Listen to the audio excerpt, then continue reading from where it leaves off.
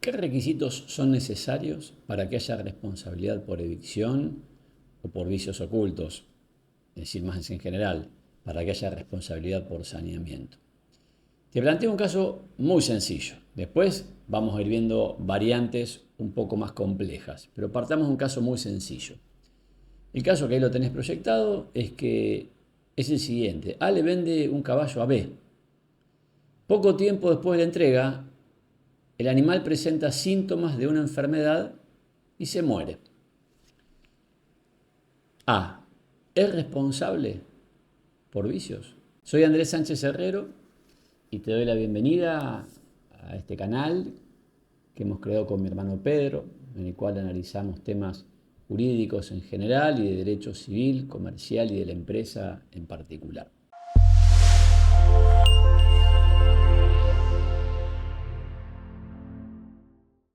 Punto de partida.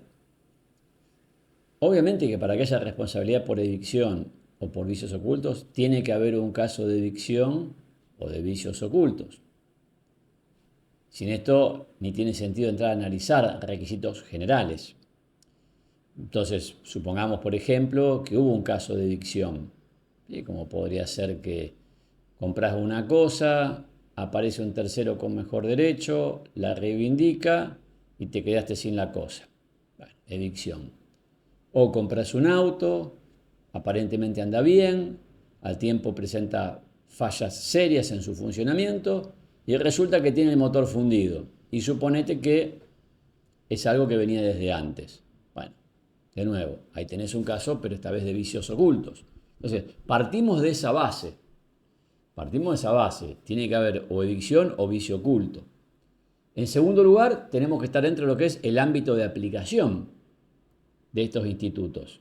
Por ejemplo, en los casos que te di, eran compraventas los dos. Pero sería muy distinta la cosa si fuera donación. En principio lo primero incluye la responsabilidad, lo segundo no, aunque la cuestión es un poco más compleja. Y obviamente debe tratarse de los sujetos involucrados en la historia, deben ser respectivamente uno el beneficiario de la garantía y el otro el responsable. Temas todos estos que analizo en otras presentaciones anteriores, en esta serie al menos. Así que, pero partiendo de esa base, ¿cuáles son los requisitos? Bueno, en realidad habría que ver, porque son específicos de la adicción o de los vicios. Por ejemplo, decir que sea algo oculto y grave es un requisito de los vicios. En cambio, en la adicción la historia es distinta, pero los analizo en otros, cada uno en sus respectivas presentaciones. Pero sin perjuicio de esta diversidad, no es menos cierto que hay algunos requisitos que son comunes a la evicción y a los vicios ocultos, o sea, al saneamiento, y que tiene sentido analizarlos, y es lo que voy a hacer precisamente en esta presentación. Entonces, en consecuencia, a partir de acá, lo que voy a analizar son, primero, el requisito de que la causa de la evicción sea anterior a la celebración del contrato o a la entrega del bien.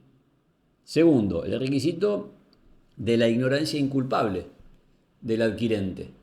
Y tercero, por ahora no te digo el requisito, sino la cuestión de si hace falta la culpa o el dolo del enajenante, ¿sí? del responsable. Estos son los tres temas de los cuales voy a charlar a partir de ahora. Primer requisito, la causa anterior o contemporánea, porque efectivamente, a ver, para que opere la garantía por evicción hace falta que la causa de la turbación sea anterior o contemporánea a la celebración del contrato. Hay alguna excepción, pero esta es la regla. La excepción es que cuando viene una turbación del propio enajenante, ahí sí puede ser posterior. Pero en principio tiene que ser causa anterior a la celebración del contrato. Del mismo modo o análogamente, cuando se trata de vicios ocultos, debe ser un vicio que ya existiera antes de la entrega del bien. Te destaco la diferencia, ¿no? En evicción, el punto de corte es la celebración del contrato. En los vicios es la entrega del bien. Que por supuesto, cuando vos tenés un contrato de ejecución inmediata, no cambia nada, porque coinciden ambos momentos. Es una compraventa pura y simple, celebro la compraventa, te entrego el bien, te entrego la cosa. Pero imagínate que dura plazo, por ejemplo. Ahí vos tenés que primero celebrar el contrato y recién un tiempo después, cuando vence el plazo, se entrega el bien, se entrega la cosa. Por eso digo que es importante tener presente la diferencia. Muy bien, ya con esto podemos ir viendo el primero de los casos, el único hasta ahora caso que te planteé, que de nuevo lo tenés proyectado, ¿sí? Igual lo repaso. A le vende un caballo a B, poco tiempo después de la entrega el animal presenta síntomas de una enfermedad y se muere. Y la pregunta es si es responsable por los vicios. Y ya nomás con lo que venimos viendo sabemos que la respuesta es un depende. Depende. Porque fíjate que el caso, ¿qué nos dice? Nos dice que el animal presenta síntomas de una enfermedad después de la entrega. O sea que los síntomas aparecieron después. Esto quiere decir que cuando el animal se entregó no presentaba síntomas. Sin embargo, lo que tenemos que buscar es si estaba enfermo. Y entonces ahí viene la importancia del momento de la entrega. Si en el momento en el cual se entregó el bien, en este caso el caballito, ya estaba enfermo, enfermedad que aún no presentaba, que era asintomática y que recién se revelaría más tarde, entonces tenemos la causa anterior y por ende hay responsabilidad por vicios. Si en cambio el animalito se enfermó después, supongamos se contagió después de la entrega, la enfermedad, en ese caso no hay responsabilidad porque la causa es posterior. Ahora te presento un segundo caso. Fíjate, ahí lo tenés proyectado. No, primero vamos a repasar el caso y después vemos cómo se lo encuadra. A le vende un bien a B. Se trata de un bien que A había obtenido por una partición que realizara con C y con D. Supongamos que era una división de bienes por sucesión o algo así. Tiempo después de la venta de A a B, A acciona judicialmente contra C y contra D por nulidad de la partición y la acción prospera y se declara nulidad. Y después de esto A acciona contra B por nulidad de la compraventa basándose en la nulidad de la partición judicialmente declarada. Bueno, entonces acá tenemos un tema, ¿no? Porque fíjate que la causa estrictamente es posterior a la celebración del contrato. Voy a tomar como causa no la causa de la nulidad de la partición, sino que la causa sería la acción de nulidad que A, el vendedor, entabla contra C y contra D, con quienes realizó la partición. Es una causa posterior a la celebración del contrato. Y después cuando gana y obtiene la nulidad, le viene a revolear la nulidad por la cabeza a B, el comprador, para que se declare la nulidad de la compraventa y le devuelva la cosa que él había vendido. Si nos manejáramos con la regla general, daría la impresión de que acá no puede haber responsabilidad por evicción, porque la causa es posterior a la celebración del contrato. Sin embargo, acá estamos en un caso de excepción, y te lo mencioné como al pasar, cuando charlaba antes sobre el asunto, diciéndote, hay una excepción a la regla. Hay un caso en el cual, aún una causa posterior a la celebración del contrato, es compatible con que funcione la responsabilidad por evicción. Y esto es cuando la turbación proviene del propio enajenante. Y esto es lo que está ocurriendo acá, porque es el enajenante.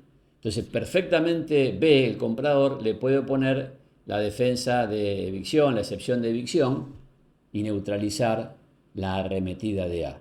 La compraventa va a quedar en pie, a pesar de la nulidad de la partición. Te presento un tercer caso, y después avanzamos hacia el segundo requisito. Este es un caso que si venís siguiendo la serie te resulte tal vez familiar, pero ahí lo tenés proyectado, vamos a repasarlo. A le vende un bien a B. Después B hace una doble venta.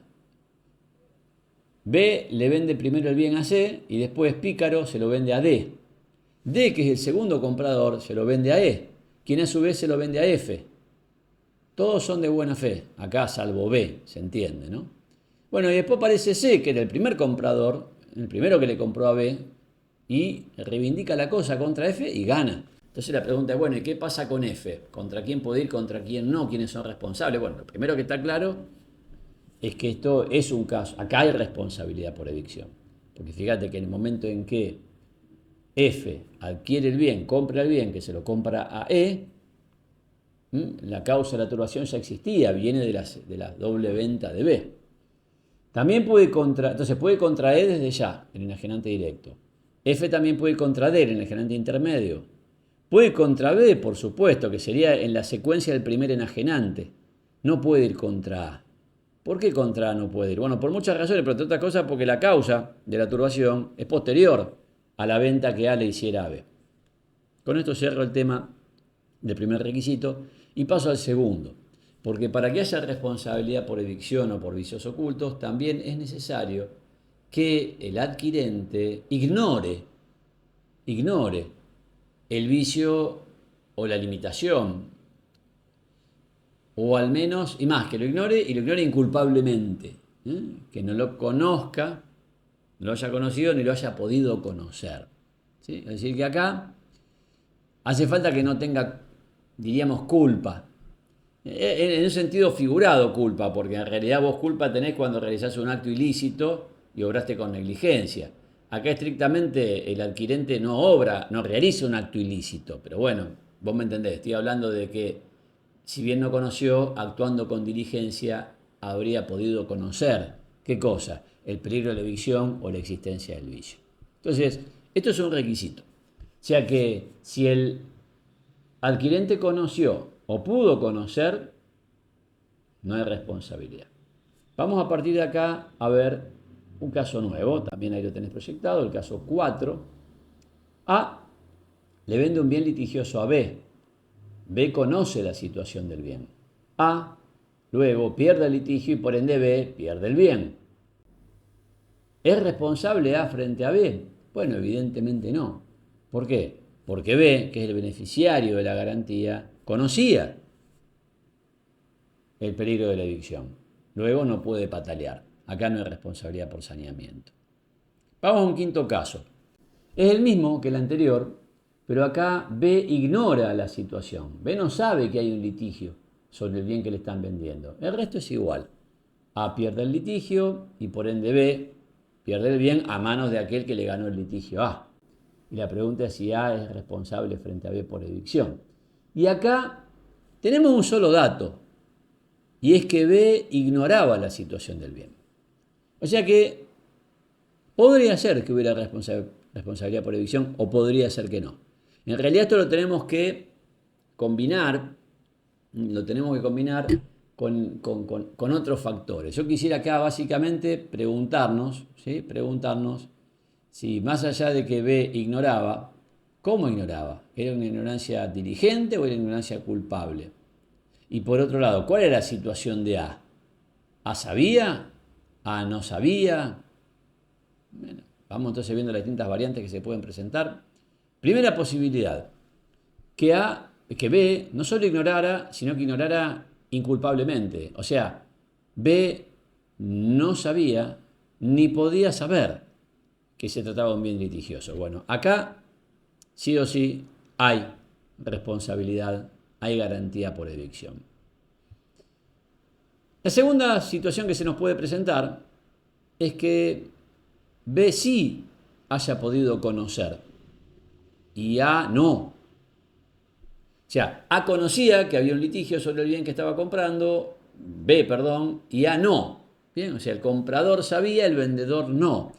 Es medio raro que esto suceda, pero podría pasar. Imagínate un litigio en el cual A no era parte y que por alguna razón desconocía. Bueno, en este caso tenemos, por así decirlo, en sentido no técnico, culpa de B, que conocía. Acá más que culpa habría dolo, ¿no? Pero bueno, por ahí que hubiese podido conocer habría culpa. E ignorancia inculpable de A. Entonces acá no hay responsabilidad por evicción. Está faltando justamente el segundo de los requisitos que hoy estoy analizando y charlando con vos, ¿no? Y la otra posibilidad que tenemos es que ambas partes hayan obrado con negligencia. B, el comprador ignoraba inculpablemente, y A, el vendedor, también ignoraba inculpablemente. Bueno, en este caso no hay responsabilidad por evicción, porque está faltando, insisto, el requisito de la ignorancia inculpable del adquirente, que es lo que estoy analizando con vos.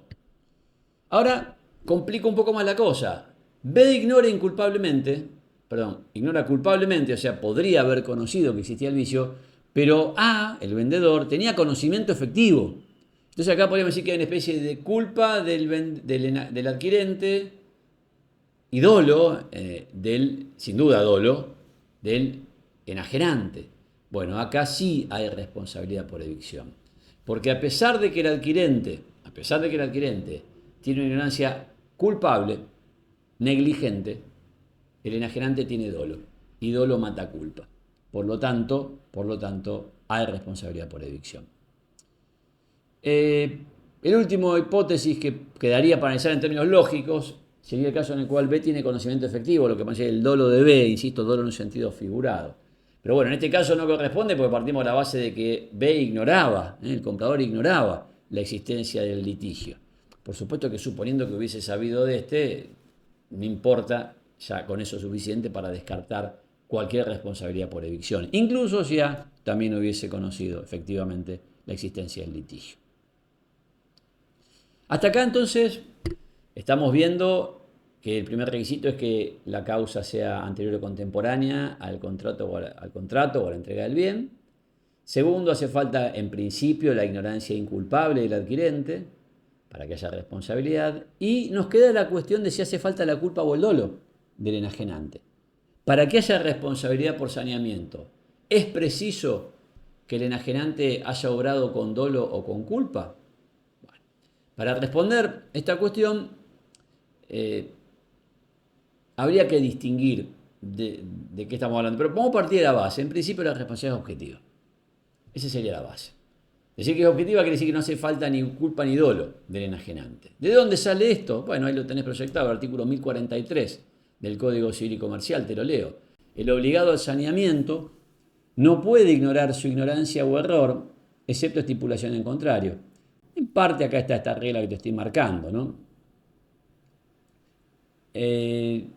Pero, sobre todo, para entender bien este tema, hay que distinguir, y tengo que anticipar cuestiones que analizo en otra presentación, que viene posteriormente en esta serie, hay que anticipar qué medios de protección tiene, o sea, qué derechos tiene el beneficiario de la garantía cuando ésta funciona.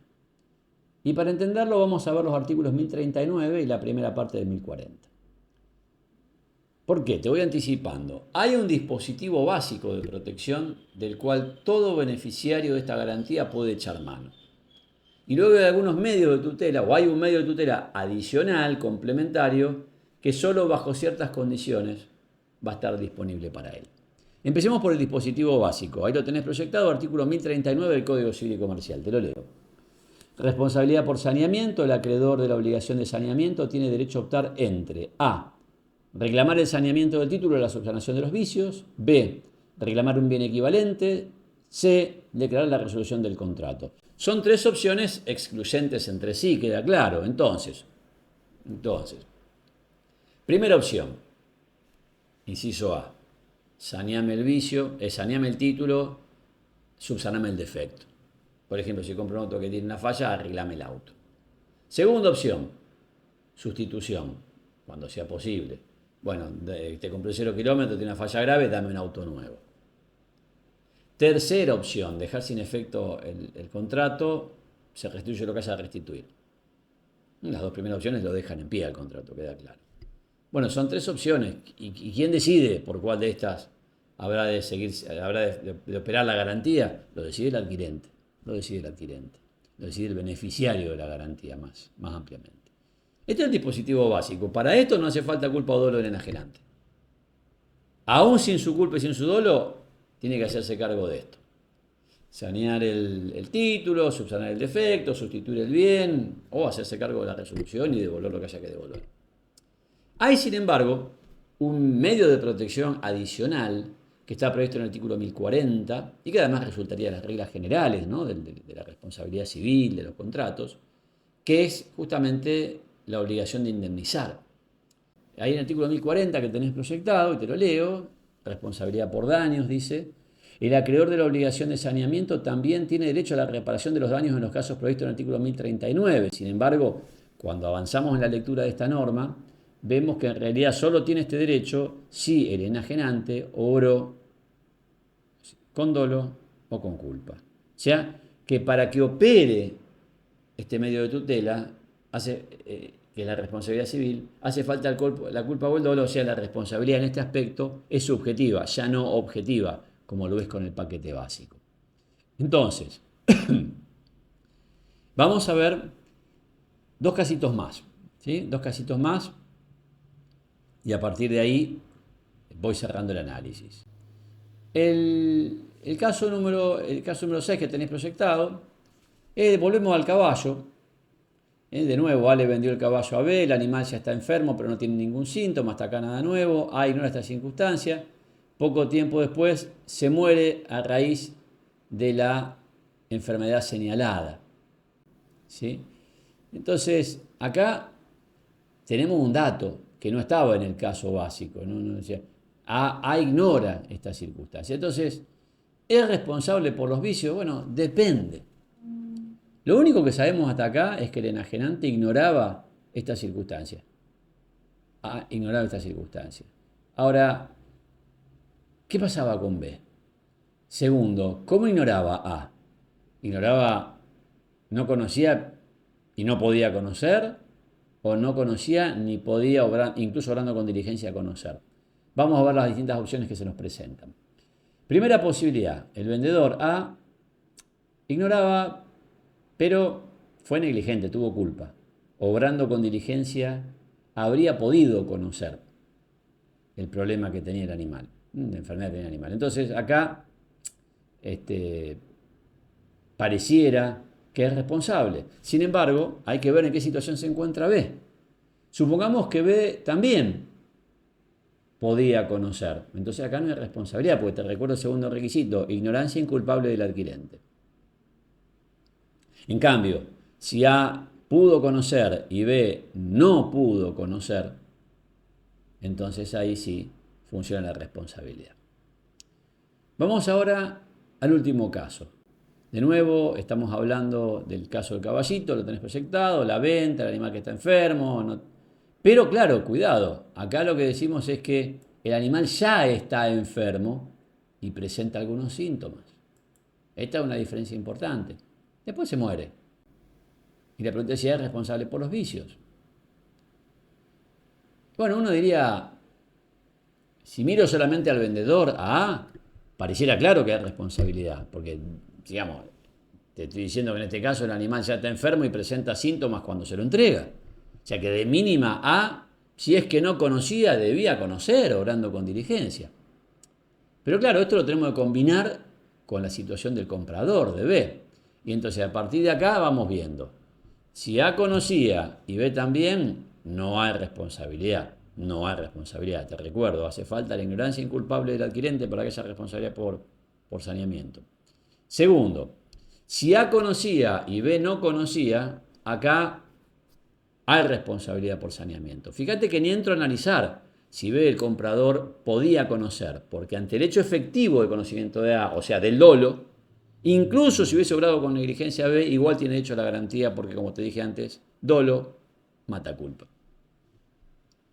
La otra posibilidad es que A haya ignorado, pero con culpa, la enfermedad.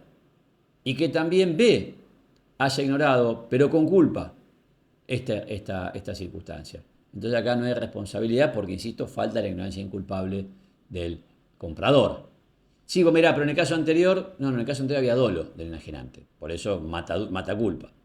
Y por último tenemos la opción de que A haya podido conocer, o sea, que haya obrado con culpa, y B no. O sea, B ignoraba y no podía conocer, incluso obrando con diligencia. En este caso, hay responsabilidad por saneamiento. Con esto cierro el análisis y voy a pasar todo en limpio con un resumen. Por lo pronto, como te mencioné, partimos de algunos presupuestos. Para que haya responsabilidad por saneamiento, evicción o vicios ocultos, es necesario que haya o un caso de evicción o un caso de vicios ocultos. Además, que estemos dentro del ámbito de aplicación de esta figura. Es además preciso que por supuesto la cuestión se trabe entre quien es responsable y sea invocada por quien es el beneficiario de la garantía. Partiendo de esta base, los requisitos genéricos del saneamiento son, en primer lugar, que la causa de la evicción o el vicio sean anteriores a la celebración del contrato en el caso de la evicción o la entrega del bien en el caso de los vicios ocultos. Segundo, hace falta en principio la ignorancia inculpable del adquirente, o sea, que él no haya conocido el peligro de la evicción o la existencia del vicio, ni obrando con diligencia haya podido conocerlo. Y en tercer lugar está la cuestión de si hace falta la culpa o el dolo, y ya lo vimos. Para que funcione el paquete básico de responsabilidad por saneamiento, subsanación del título o reparación del defecto, o sustitución del bien, o resolución del contrato, para eso no hace la responsabilidad objetiva, no hace falta la culpa o el dolo. Pero para que además el enajenante deba indemnizar al adquirente, ahí sí la responsabilidad subjetiva, hace falta el dolo o la culpa del enajenante, del responsable de la garantía, más ampliamente. ¿Querés conocer más, ya sea sobre este tema, sobre otros temas de contratos o de derecho civil, comercial, de la empresa en general? Te invito a que veas los demás videos de nuestro canal.